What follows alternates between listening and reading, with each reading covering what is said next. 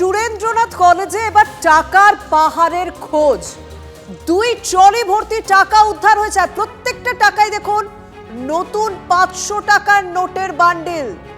We পোকা খেয়ে নিয়েছে ট্রলি ভর্তি টাকা।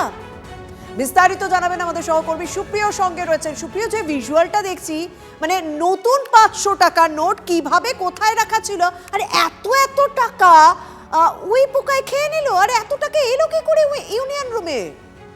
দেখো, সেটাই হচ্ছে সব থেকে বড় প্রশ্ন, যে এই এত বিপুল অঙ্কের টাকা ইউনিয়ন রুমের আলমারির ভেতরে কোথা থেকে এলো, কিভাবে এলো, কে রেখেছিল, সেটাই কিন্তু এখন তদন্ত সাপেক্ষ বিষয়। এবং ইতিমধ্যেই যে বিপুল পরিমাণ টাকা উদ্ধার হয়েছে তার অঙ্কটা কত সেটা কিন্তু এখনো পর্যন্ত নির্দিষ্টভাবে জানা যায়নি। তবে ইতিমধ্যেই এই ইউনিয়ন রুমের আলমারির ভেতর থেকে কিন্তু উই পোকাতে খাওয়া লক্ষ লক্ষ টাকার বান্ডিল উদ্ধার হয়েছে। সেখানে 500 টাকার নোট থেকে শুরু করে বিভিন্ন ধরনের টাকা রয়েছে, এমনটাই কিন্তু এখনো পর্যন্ত আমরা জানতে পারছি। কিন্তু কে বা কারা এই টাকাগুলো রেখেছিল, কোথাও গিয়ে বিভিন্ন সময়ে যে কলেজে বেআইনিভাবে ভর্তি বা টাকার বিনিময়ে ভর্তির যে সমস্ত অভিযোগ উঠেছিল, এবং সেখানে ইউনিয়নের যারা নেতৃত্ব ছিলেন তাদের যে ইনভলভমেন্টের তথ্য বিভিন্ন সময় সামনে এসছে, সেই ধরনের কোনো বেআইনি কর্মকাণ্ডের ফলেই এই সমস্ত টাকা মজুত করা হয়েছিল কিনা সেগুলো কিন্তু সবটাই তদন্ত সাপেক্ষ বিষয়। তবে স্বাভাবিকভাবেই এই এত বিপুল সংখ্যক টাকা ইউনিয়ন রুমে, সুরেন্দ্রনাথ কলেজের মতন একটি কলেজ, সেই কলেজের ইউনিয়ন রুমে কোথা থেকে এলো সেই বিষয়টা কিন্তু এখনো স্বাভাবিকভাবে পর্যন্ত প্রশ্ন স্পষ্ট উঠছে, নয়। নতুন 500 টাকার নোট, 200 টাকার নতুন নোট, এই সমস্ত নোট দেখা যাচ্ছে